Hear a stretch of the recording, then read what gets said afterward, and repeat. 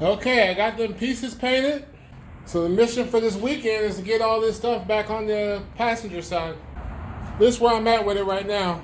I worked on it earlier. I'm kind of doing this in between taking breaks of editing videos and doing other stuff. So got this lower A-arm on. That's the hardest thing, man. That first piece, that lower A-arm. And let me get down here a little bit. This little inner fender liner, half of it, should I say, come in handy. Put on the jack so don't mar up the A-arm too bad, but I got that in there real loose. Next thing is to get the, I guess, the spindle connected underneath there. These are the tools I'm using. Really nothing spectacular. Ain't really nothing worth filming. It's just the same way you took it off. Kind of put it on, you know, just kind of take note of how you got all this taken apart. And that's how you put it back on. Okay, just to make life easier on myself, before I put anything else on, drop this down.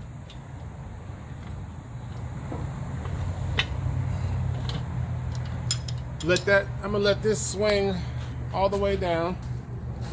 Pull that jack out of there. And I'm gonna replace this little sway bar bushing right here. Cause I got the new bushing here. I almost forgot about this. It just makes life a little bit easier getting tools because there's two bolts right here and right here. You get the tool up in there. It makes the life a little bit easier if the A-arm, bottom A-arm is swung all the way down. They're just 10 millimeters.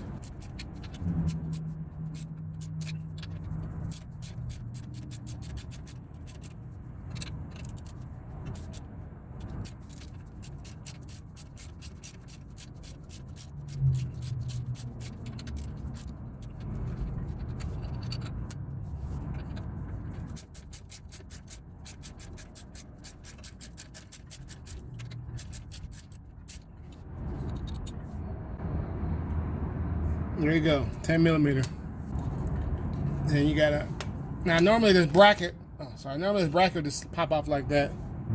Bracket comes off.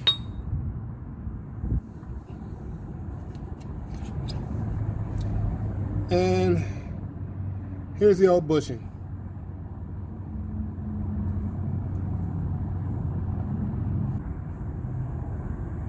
Definitely time for a new bushing.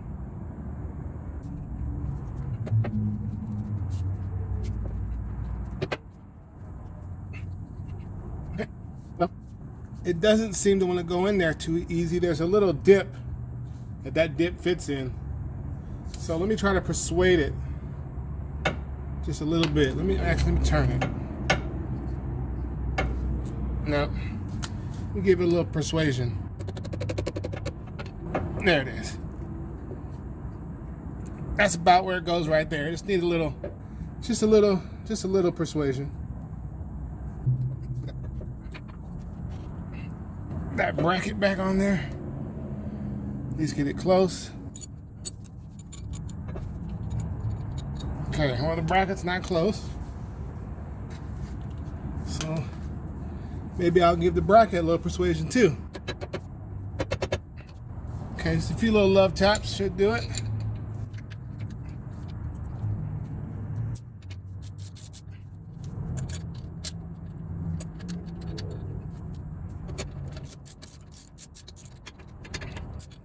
You get the idea.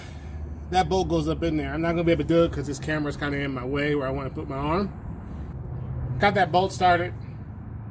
Had to move the camera out the way.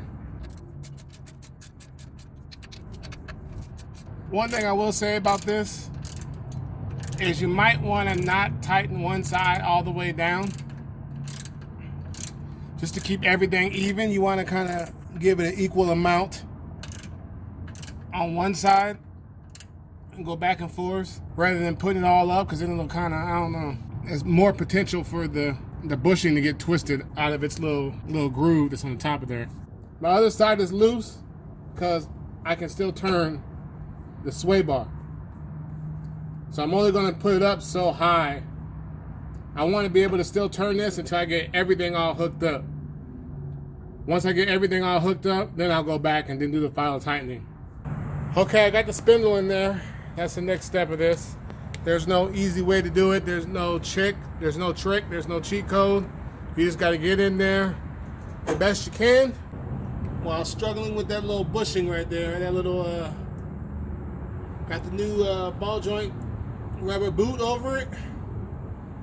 And man, you just got to get in there, man. Got the CV axle wedged in there. Everything is still pretty loose. Even the bolts are just hand tightened. You don't want to get too crazy, leave everything loose till you got it all together.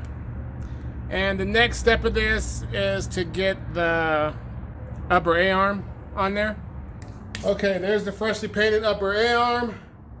And I just gotta bolt that ball joint in there. Nothing to it, it's just 4 bolts bolted in, and then you're good to go. Okay, back at it again, out here on a Sunday. And the first step of this for today is I'm gonna have to put some of this grease inside all on that spindle, inside the spindle right here, and all on the edge of this axle shaft. I normally do it before I put all this together, but then I get grease everywhere. Because you see how this is all, it's really all loose. So I have to get grease all up in there before I go any further on this project. Now this is a dirty job. I'm gonna have grease on my hands, so I will not be filming this. Got more pieces added to it. Got everything greased up, bolted up, hand tightened. Okay, here we go. Tie rod in, the whole tie rod in assembly. This is all the new stuff right here, and this is pretty simple, straightforward stuff. These are not in the best of shape.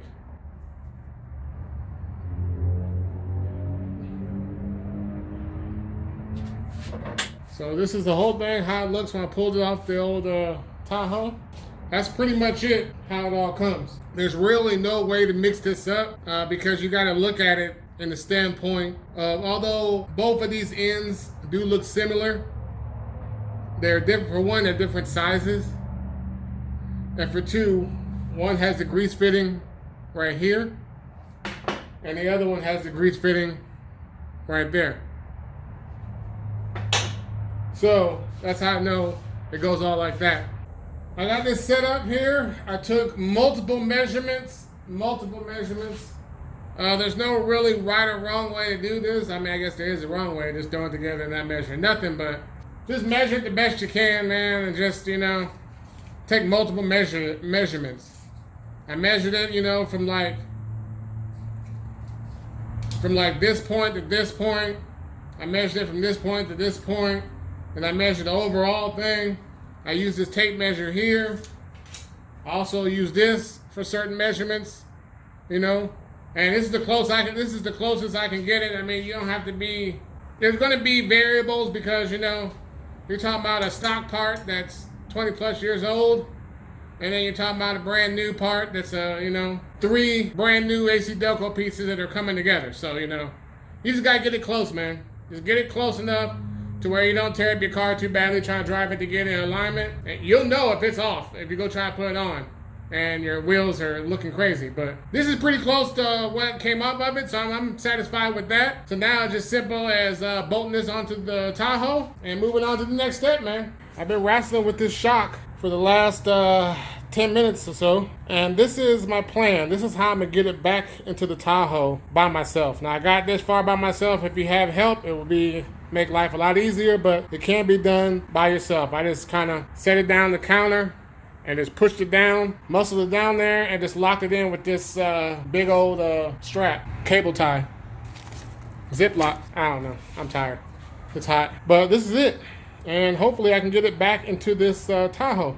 I got the shock and the bolts in on the top. Now the trick is to get the ones in the bottom. Now as you see, that shock still has a long way to go. That just lets you know, it's not really necessary to press it down that far, but that's just, I was doing it on the table and I wasn't sure. So, but when you do press it down that far though, it does make it a lot easier to wiggle it in, wiggle it up in there. Here's the bolt here. Bolt's gotta go up that way. So I'm just gonna line it up. Get it ready. All right, here we go.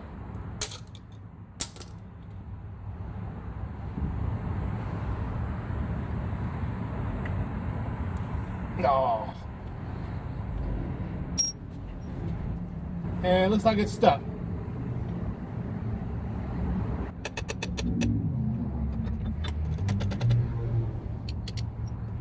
Okay, the hammer's not gonna work. Okay. Maybe this'll help finesse it in.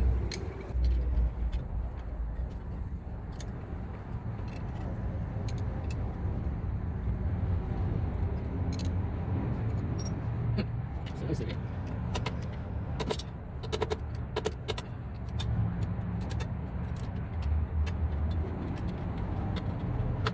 There we go. Okay. All right.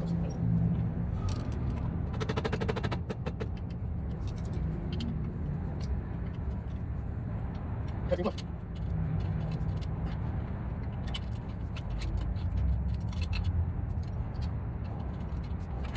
Okay, right now, see.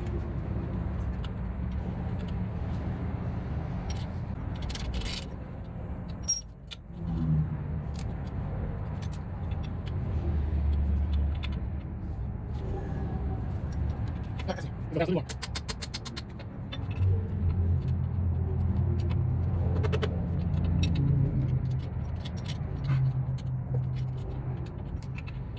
You're not putting it's just all here.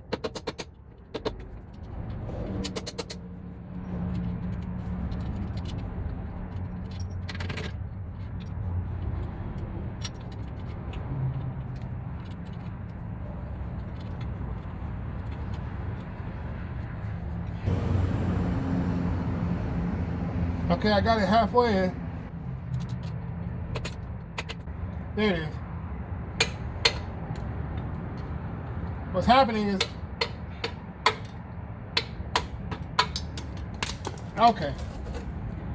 Now, what's happening is because the paint is so thick, it takes a lot of finesse to get that in there, wiggle in. You know, you just gotta get it in there. So, oh boy, that just goes to show, man, things don't always go as planned. Something I thought would take barely 30 seconds end up taking 10 minutes. But there it is. There's the shocks. Yeah, that bottom bolt going in there was not easy. Looks like I'm down to my last AC Delco suspension part that I ordered for the old Tahoe. Everything else I done put on there already, down to the last box. And these are the sway bar end link. Okay, well, looks like everything is there. So that's a good sign. Now it's on to just, I guess, putting this all together and getting this on the Tahoe. I'll tell you one thing, man. I really underestimated those sway bar end links. Really underestimated them. I got this side in, no problem, and then went to the other side and just struggled. Struggled. But I remembered after about almost 45 minutes of struggling with that other side, I couldn't figure out what was different. So I came over here, loosened this side back up, this sway bar mount up. Damn near loosened everything up. I just couldn't figure out why in the hell the other side wouldn't go in. And then I remembered the torsion bar. The torsion bar on this side is loose. I haven't tightened it down yet. Okay? So the torsion bar on this side, the key ain't even in it. The torsion bar on this side, the key was in it. And it's a rough country torsion bar, so it gives you that little bit of lift. See, that's the stock one right there. But the key was in there. I thought I was done with this side, so I tightened everything down, but I didn't have the sway bar hooked up.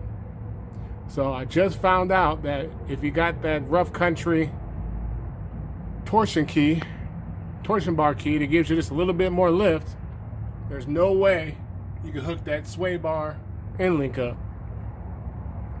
So now I'm about to tighten this down, tighten that down, all on both sides. And then the last thing you're supposed to do is hook up the rough country torsion bar key. So that's the ticket. I could have saved an hour of my life. But lucky I figured it out.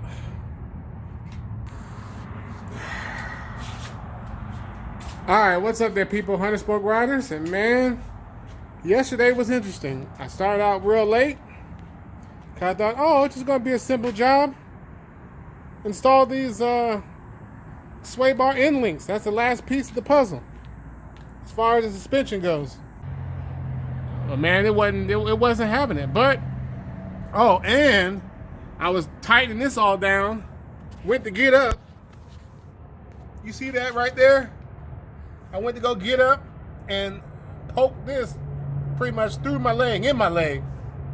So then I was like, oh crap, my leg had blood dripping down my leg. It was just a big fiasco. But today's a new day, and I will be moving forward.